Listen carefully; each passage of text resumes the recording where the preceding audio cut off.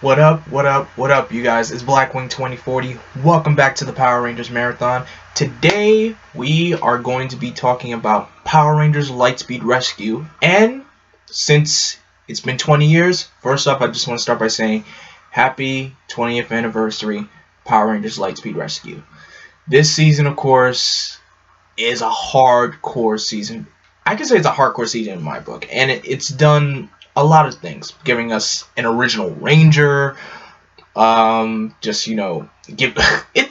It's I wouldn't say it's done a lot, but it's broken the boundaries for a lot of things. And might I say, the Rangers' arsenal in this season has to be like the biggest arsenal I have ever seen. Like really, it's huge. So before I talk about the story and everything, because I know I didn't say this in my Lost Galaxy review, the theme song in this boy, the theme song in this season goes hard. I love that bass. That bass. If you just listen just to even the instrumental of the theme song, it is just awesome. I love it. I just love it. I'm sorry. I'm excited. And also the suits for this season, they're really great. They're really great. And another thing I could say, this season has to be my favorite. That has the best monster. This season has like my favorite monster designs. The demons in the show, they are just the monster design on these monsters. It's just amazing. I would just in awe. Like every single. I know some were reused. Some monster suits are redesigns, but I have to give it to the designing department.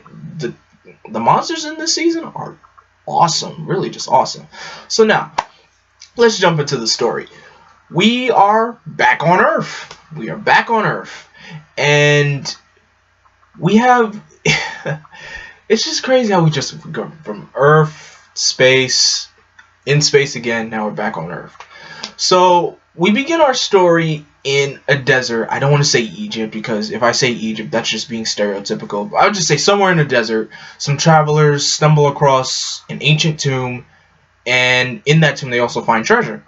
And stupidly, they decide to open up the tomb, which releases an army of demons. Out of this coffin comes Diabolico, Vipera, Loki, Jinxer, and little baby Impus. So these demons are planning to take over the world, starting with Mariner Bay, which was held a city where the story takes place. It was created on top of their ancient burial ground. So now the demons have come to destroy Mariner Bay so they could prepare for their queen, Queen Banshira's return. And now with the demons being released, we have, for the first time, a government-made, man-made Power Rangers team, Lightspeed Rescue. We are introduced to Dana, our future Pink Ranger, who is also a medic, who goes out to recruit our fellow Rangers. Carter Grayson, a firefighter. Joe Rowling's a stunt pilot. Chad Lee, who is a marine specialist. And Kelsey Winslow, who is just an extreme athlete. It just really confuses me about Kelsey's profession and how it fits into her. It is what it is. So, the mentor of this show, Captain Mitchell, who is also Dana's father, he gives the Ranger teams, the lowdown on what's going on. He says, we've been watching all of you, and he should see it's because of your skills you are chosen to become the Power Rangers Lightspeed Rescue. And this team is hardcore. I kind of like this aspect of the team being like, professionals in like a rescue field to protect the city. And of course, a government-owned Power Rangers team. That's very. I wish they kind of did something like that again. Or better yet, I think we kind of did. But I'm just saying in terms of man-made, Power Rangers powers. I think that would be cool to see again. All right, and as far as story-wise, we are given, our first original Ranger, the Titanium Ranger, who is Ryan Mitchell, who's also Dana's brother and Captain Mitchell's son. How he fits into the story, he's basically, during years ago in a car crash, Captain Mitchell, Dana, and Ryan were hanging over a ledge. Diabolical's spirit came to Captain Mitchell and he said, if I save him, he stays with me, and you won't see him until his 20th birthday. And later on in the show, when it becomes the Titanium Ranger arc takes place during Ryan's 20th birthday, he's come back for revenge against his father and his sister for just, abandoning him because Diabolical is filling Ryan's head with lies. The stereotypical villain plot and everything. So Ryan, comes to his own and realizes that, he's been lied to, and he feels that, he needs to discover himself, he needs to, become his own person. His father gives him the morpher and says, the day you realize you're truly good, use this. And he does, he redeems himself, and he becomes the official Sixth Ranger of the team. And of course, his arc continues on with the Cobra arc, where Diabolical places a Cobra tattoo on his back, and he says every time he morphs, the Cobra tattoo will slither all the way up to his neck and kill him. That's kind of terrifying, if I would say. So, of course, Ryan still does this, and the Cobra tattoo is nearly up to his neck, and he goes out to find the source of the Cobra tattoo, finds the Cobra monster, defeats it, tattoo is gone, Ryan is clear. And the Rangers, of course, defeat Diabolical in the process. But now with Diabolical gone, who's going to take over? Who's going to take charge?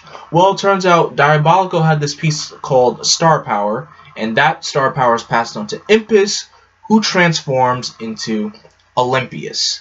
So Olympius takes charge and ruling and controlling the demons to prepare for his mother's return. And they have, Olympius tries to sneak into the Aqua base, but the problem is, demons don't work well in water, which I really wish they explained that in the beginning of the season, not just mention that right in the middle where Olympius just shows up. But Olympius is, I would say he's kind of whiny, but he sure is just, he does everything, he does the best he can to impress his mother. And as for Queen Banshera, she comes in later on, I would say she comes in the middle of the show first as just a spirit, and then they have one of their demon warriors, do a ceremony to bring her back to her full power. She shows up as a mirage in the sky and is about to bring a tidal wave to Mariner Bay, but the Rangers stop the ceremony, and she comes back in this incomplete form. She looks like a cocoon with a face. That's basically her incomplete form. And then later on in the show, she absorbs Vipera, one of her warriors, and she gets her full power back. And I could say the show has it just has a lot of raw moments, if I would say. It's not bad. It's not, I wouldn't say this season's like GOAT material, but it does have a lot of raw moments, especially with Carter. And I'll talk about that when I get into characters.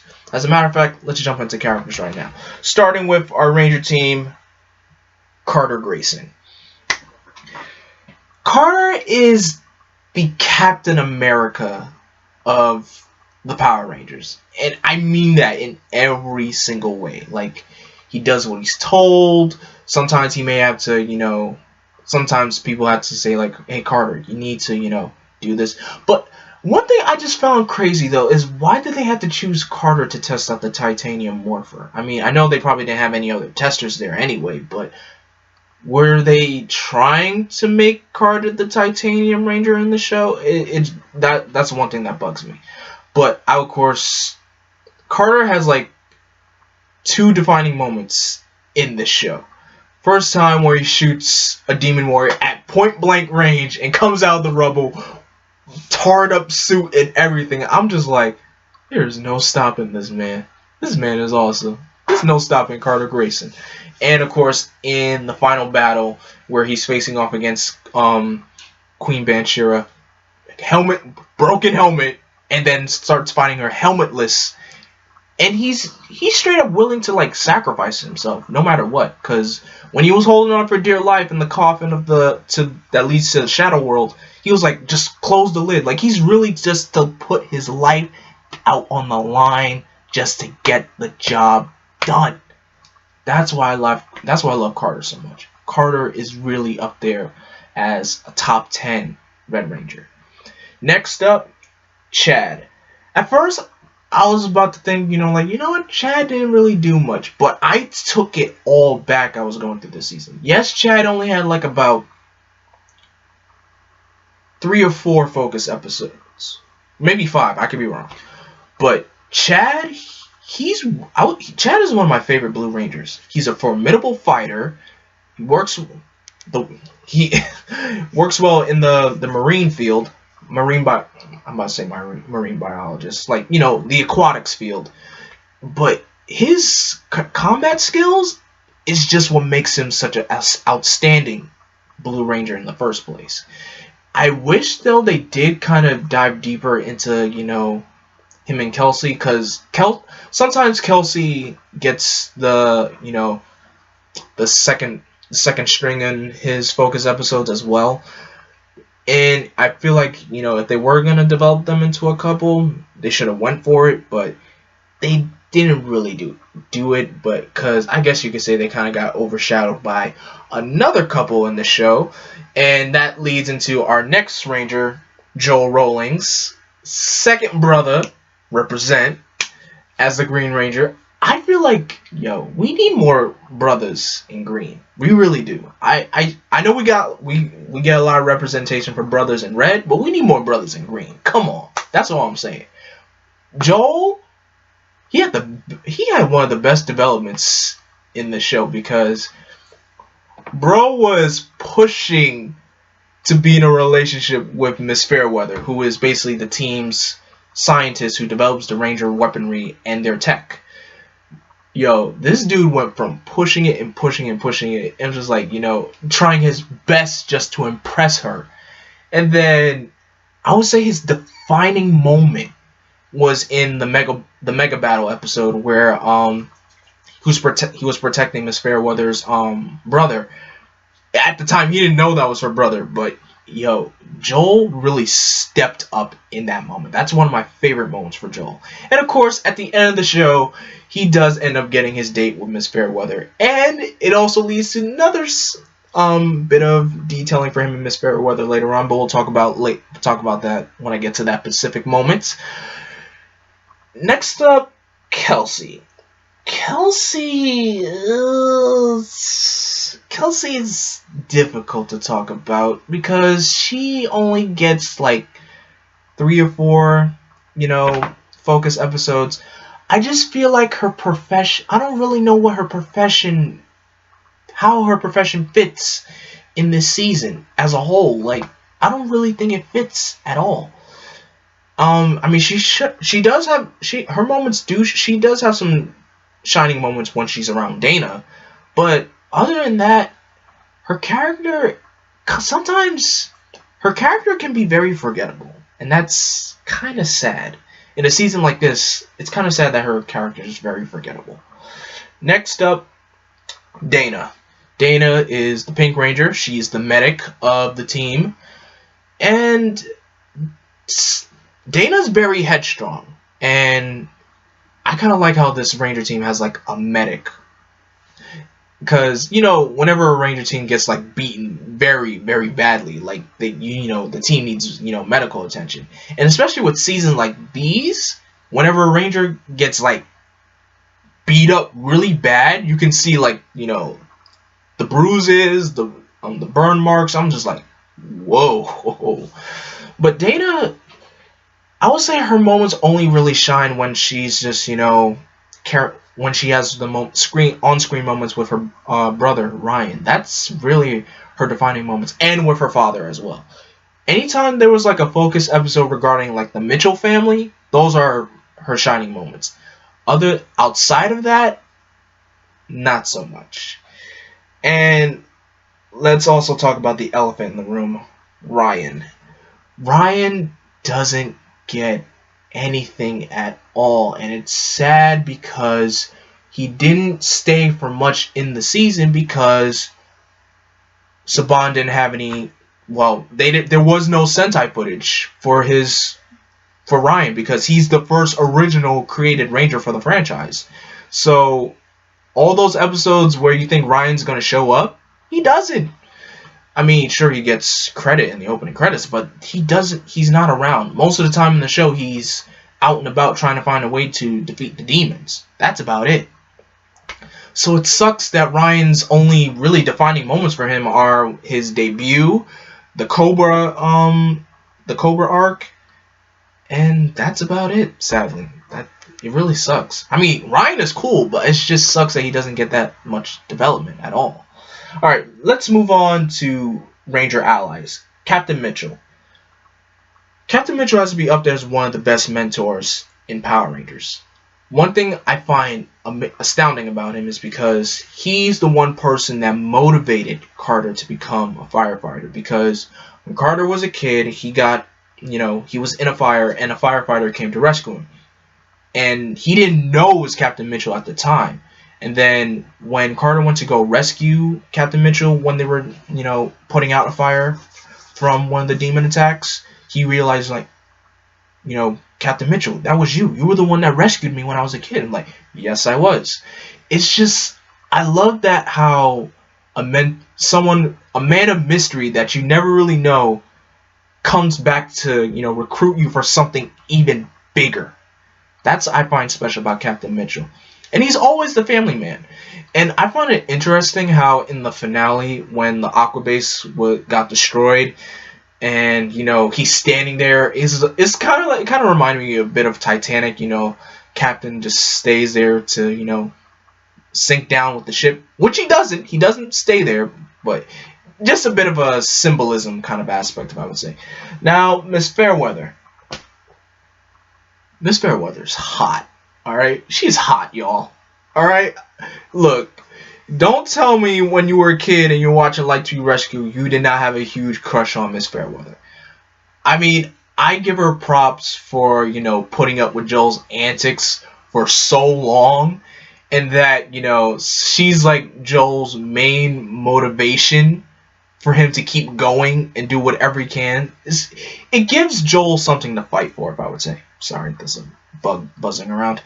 It gives Joel something to fight for. And it's kind of cool that every Ranger needs something to fight for. That one thing that gives them the motivation. For Dana, I could say it was for Ryan.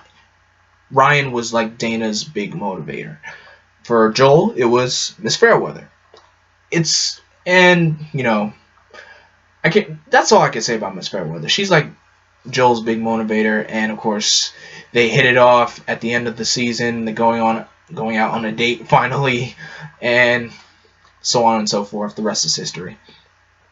Alright, now let's talk about villains. If you want to talk about discord amongst the ranks, look no further than the demons. Because, man, there was a lot of friction. These people had more friction than Darkonda and Ecliptor during In Space. So let's start off with Diabolico. Diabolico, I felt like he was more an honorable person, but not really. Yes, he stood to his guns. He wanted to do everything that he can. He wanted, to support the Queen. He wanted to do everything that he was asked of. And when the Queen uses him as a tool to take down one of his comrades, that just straight up breaks him. It's just like, how could someone I work so hard for use me to take out one of my own teammates? And that just turns him around completely. And I love how in the finale, after, when he gets destroyed, he comes back during the final battle, and Queen Banshira's thinking like, oh, Diabolico, you're here to help. And like, yeah, I am here to help the Rangers destroy you for good. I was like, oh, payback hurts, doesn't it, Queen Banshira? And speaking of that, let's talk about Queen Banshira for a second, because she is the most terrifying, she's evil. She's worse than Rita. She's evil. And dare I say it, I would say she's worse than Trakina. She is worse than Trakina. Queen Banshira doesn't care about anybody but herself. From absorbing Vipera, saying that that she treats her whole army as expendable. And one arc during the show where Olympius is stuck in the shadow world, when Diabolical tells her the news, she laughs and says Olympius was a fool. I was like, this is your son you're talking about, lady. She doesn't care. She just doesn't care. And I wish we got more villains like that in Power Rangers. I love those kind of sadistic, full-on, no-nonsense, bad to the bone, pure evil villains in Power Rangers. Boy, Queen Badger she wasn't taking it. Alright, let's talk about Olympius. Olympius, he did everything he could for his mother. Like, he wanted to do his very best to, impress his mother. Look at him. That's a face only a mother would love. Sadly not. But Olympius, I feel like I wanted them to I love the rivalry that he had between him and Diabolico, but I really wish they gave a rivalry between him and Carter. That would have been very interesting to see go down. Alright, next, Vipera. Vipera is like the weakest villain in this entire show. I'm being very, very honest. And how could I say this without being mean? Vipera didn't do jack squat. She did not do jack squat at all. She's basically there to get beat up all the time. She was basically the punching bag for the Rangers. That's basically it. Vipera was trash. And I can say the same thing for Lokai. He didn't really do much either, from being like the muscle of the demon army and then having to later on in the show say, Diabolical, you're my best friend. I'm like, where was all this friendship going on during the entire show? Like, where was this? I didn't see this at all.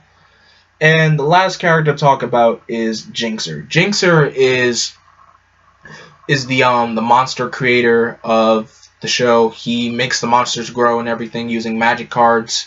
And that's just about it for Jinxer. And in terms of Battleizer usage during the show, Carter only uses Battleizer twice. Only twice. That's it. But now, as a whole, this season, I was going to say this season is GOAT, but this season is raw. This season is it's a raw season, packed with hardcore moments, a lot of friction between the villains, but not a lot of the characters get the right development. And that's the only thing that brings it down to a raw rating. But overall, I still think it's still great. Lightspeed Rescue is still great. The Megazord battles are awesome. They're also very quick, too. But yeah, Lightspeed Rescue is really awesome. It's crazy how this season turned 20. And if Power Morphicon was happening this year, I'm pretty sure they would have had a 20th anniversary panel for the Lightspeed Rescue cast. But sadly, it won't come to fruition because PMC got postponed to next year. But anyway, other than that, what did you guys think of Power Rangers Lightspeed Rescue? What was your favorite things? Who was your favorite Ranger? What are the moments that you didn't like about the season? Let me know in the comment section below, and be civil in the comment section. Don't forget to like, comment, subscribe, and click that bell to be notified. And stay tuned, because we are still in the GOAT era. And next season, we are going to be reviewing my favorite season of all time, Power Rangers Time Force. I can't wait to review that season. It's going to be awesome. So as always, I am Vengeance, I am Darkness, I am Blackwing. Stay golden, and may the power protect you.